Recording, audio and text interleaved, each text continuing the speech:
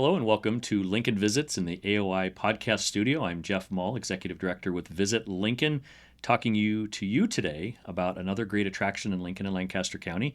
Today I'm joined by Tara Knuth, the Chief Executive Officer with the Lincoln Children's Museum, and Ellie Charter, the Chief Marketing Officer with the Children's Museum as well. Tara, Ellie, welcome so much to the podcast studio. Thanks for having us. We're so excited to be here. We're excited to learn more about the Children's Museum today. And today we're going to dive into the mission of the museum and lots of other great and exciting things happening between now and the end of the year. Tara and Ellie, give us a little bit of background about the Children's Museum, the mission. What excites you most about coming to work each and every day? The Children's Museum, has been around for 35 years. There is no one in town that doesn't have a memory tied to that museum, which is amazing, and I love to hear it when I'm out and about.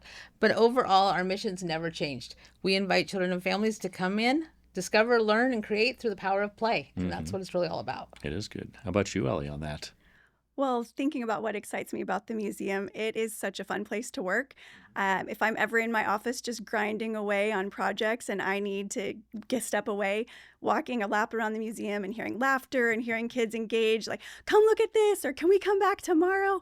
It just is enough to fill your bucket and just motivate you to keep working. That would be very exciting. I will compliment the two of you and previous leadership over the years of the Children's Museum.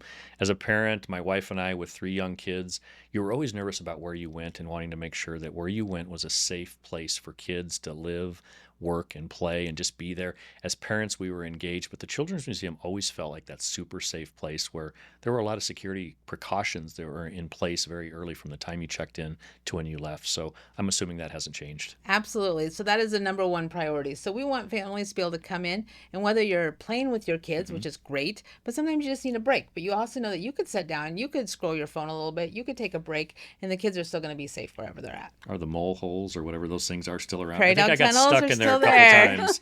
Yeah, I loved that space, and it was a lot of It's fun. the first place we look for missing children. A lot of fun.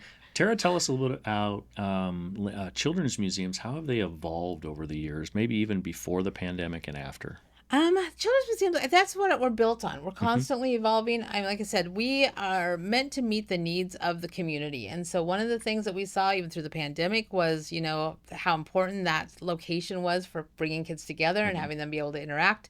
But even involving them more into the STEM areas now and bringing that science and engineering and math together with it, while still teetering into that make-believe play, because that's something that kids tend to outgrow the fastest. But when they come into the museum, you'll still see them put a costume on. You'll still see them wear that hat, right? Do those things, making runzas, delivering mail, all the stuff. It's a super fun time to be there, and just the evolution has changed so much. I think the STEM thing you and I have talked a lot about in the past, STEM kind of feeds into the classroom a little bit, and it's something they can kind of let their hair down a little bit in the summer and just kind of take off and do different STEM activities. Is that correct? Yeah, absolutely. So my philosophy is always the museum is the expert of nothing, but the introduction of everything.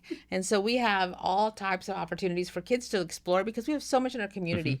And then we can send them out to our partners that are in the community that say, if you want to learn more about this is who you connect with. If your child was intrigued by this little activity, this is where you go in our community. So we try to be that spoke that kids can come in, they can get introduced, and then we can send them out into our community. Well, you mentioned community partners. You've got a lot of great community partners that have done a lot of great things for the Children's Museum.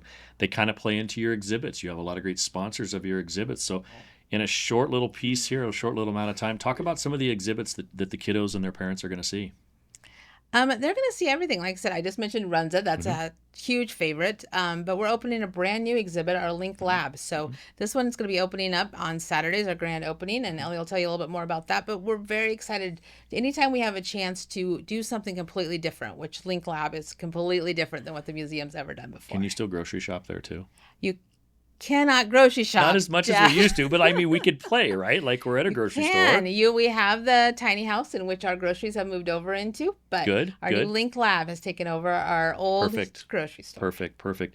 Ellie, talk a little bit about the big exhibit unveiling coming up here in December. Sure. So our Link Lab is a space that is dedicated to 8 to 12-year-olds. Okay. And so this is a big step for the museum.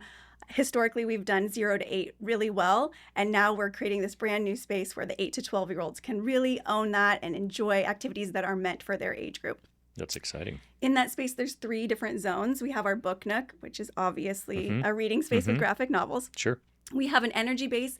It has a rock climbing wall, which goes horizontally, a horizontal challenge, not vertical, but it is still a difficult challenge for them. And then we have a projection system that works kind of like a Wii would, where it senses your body movement, but without remote controls. Really? Yes, they can play math games on that, or they can challenge each other to dance competitions or races. There's several games they can choose from in the space. So getting all that high energy out. And then finally, we have our Maker Studio, and that is a space where we are upcycling materials to create crafts and projects in the community and leaning on community partners each month. Yeah, that is an important step, right? So Yes. December 13th, what December time should people be there for a grand unveiling? Yes, grand opening starts at 9 a.m. on December 13th. Okay. We are very fortunate that members of Love Nebraska Volleyball will be there, including Jordan Larson. Exciting. Very exciting. So kids can stand in line. First 100 will get a volleyball to have signed, and then anything else that you want to have signed. Fans do need to have a child with them. As always, it is a space for children. So, but we are so excited to open that space and welcome all of them in.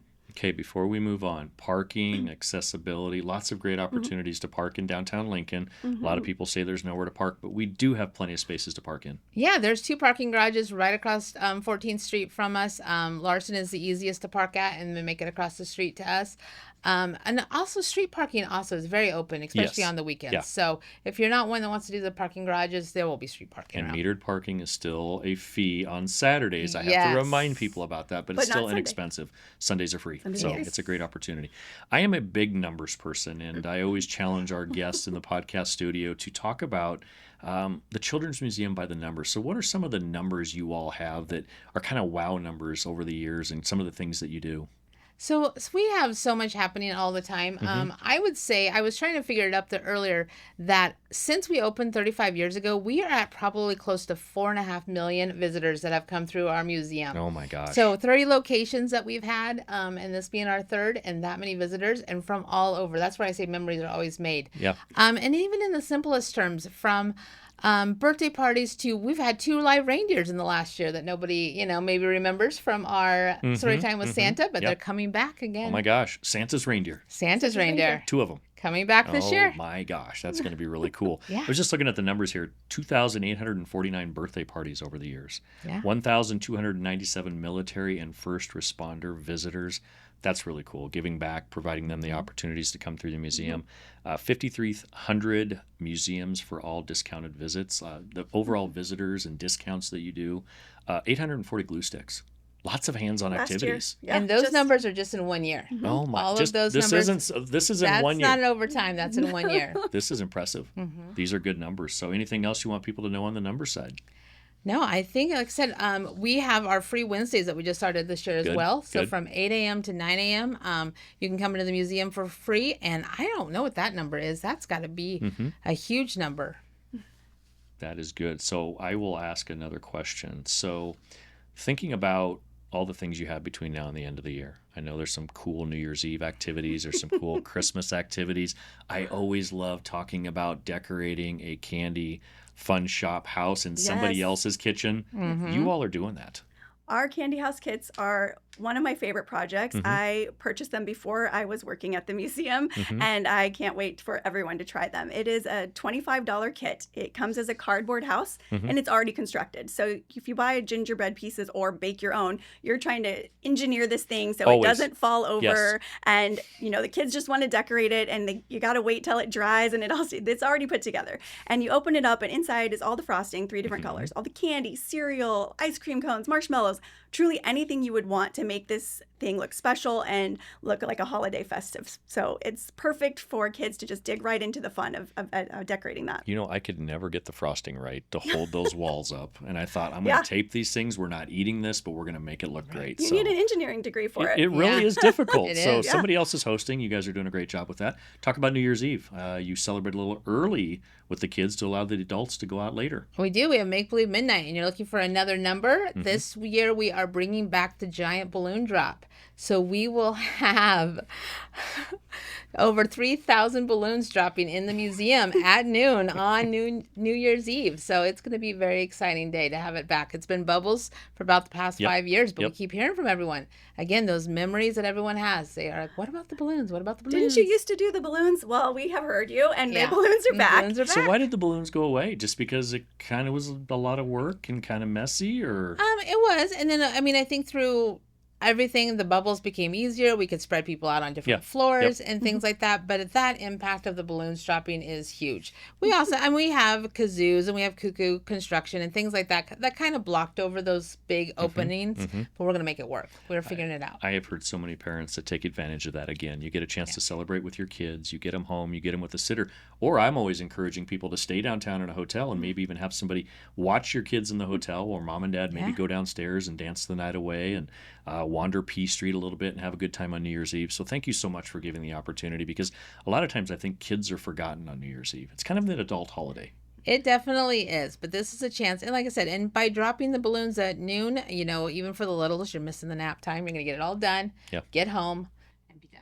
And this year, Husker kickoff is 2:30, so we'll be done with the balloon drop by the time the kickoff of the bowl That just game. was announced yesterday, Yes. so that's good timing, right? It still works out. Come wear the kids out. Then you can watch the game. That's a great idea. Tara, let's talk about the future a little bit. There's a lot of great things going on in this community. Our destination skyline changes every day. There are a lot of things that are happening pro-tourism. What does the future of the Lincoln Children's Museum look like in your mind, and what are the things that you're thinking about right now? The future is definitely, we want to be able to expand who we are serving. That is our number one goal. So Link Lab is a great example of that. Aging up, we know families come in all ages and things. And then again, that reaching into STEM areas and having those opportunities. So every year the goal is that we're going to be bringing more and more of those opportunities in. So maybe the Children's Museum that you once knew and the memories, the prairie dog tunnels may always still stay. Yes. But it's going to be changing. It's going to be those new things that are going to intrigue maybe the older kids, give a little bit more substance and that community partnerships in the exhibits that we're doing. Good. And the Children's Museum just continues to evolve. You changed so many things out. I remember when we broke a Guinness Book of World's Record Lincoln Log Tower in your facility. That was an effort led by the Lincoln Chamber of Commerce, an effort that was a partner with you all at the Children's Museum, and it was an amazing time. It was amazing. I keep meaning to look to see if we still hold the record. I don't know that we do. I think somebody in the year following broke it by maybe a few Lincoln Logs, which come on. If you're going to do it right. Right. Which we did, and I thought it went really well. So there's a lot of exciting things. So let's talk a little bit about social, the website, lots of great things coming up in the way of holiday hours. Ellie, please tell us about where people can find you. Best place to get information is on our website, lincolnchildrensmuseum.org, but we are very frequent users on Facebook and Instagram. Also on our website, you can sign up for our e-newsletter. We send out weekly content that updates what the hours are and activities that are happening. Any holiday hours we need to let people know about? Any changes between now and the end of the year? Yes, we are closed Christmas Day, New Year's Day, and then on New Year's Eve for that Make-Believe Midnight, we are shortening our hours, so it'll be 9 to 2. Okay, good. Anything else you guys want to bring up about the Children's Museum before we go? Our time always moves so fast. It does. Lots to talk about. No, like I said, just take that opportunity to come. We always have memberships for sale over the Christmas holiday. What a great gift to give if you're not wanting more clutter in your house. A membership is a fantastic gift for the whole year. And we have much more coming for the year ahead. So great time. Well, thank you, both of you, for being here today. I think giving the gift of tourism is always something that I care about. And it is important to give back to the community and give back to small businesses in our community. And when you can give the gift of a membership or tickets to an event in Lincoln and keep people a little bit closer home for the holidays, I think that means a lot to our local economy. So thank you to the two of you. Thank you. Here we are again, another quick wrap on this day in tourism. Thank you for all of your support for tourism in our community, and you can log on at lincoln.org for more information on tourism and all things Lincoln. And thank you for your role in being the people that make the place.